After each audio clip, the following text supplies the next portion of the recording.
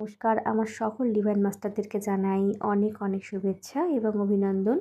Senior pyramid master Shreyansh Taga sir বলেন যে মান্যতা, বন্ধন, সত্য, মুক্তি, এক হলো ভ্রম, এক হলো শক্তি।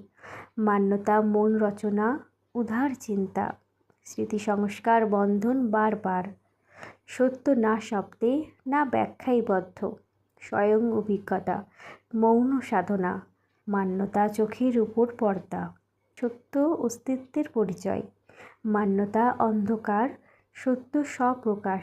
মান্যতায় কয়েদ মন, সংকুচিত শ্বাস, সত্যে মুক্ত হৃদয়, মুক্ত শ্বাস। মান্যতা তর্ক করে, সত্য শুধু থাকে। মান্যতা বদলায়, সত্য অটল থাকে।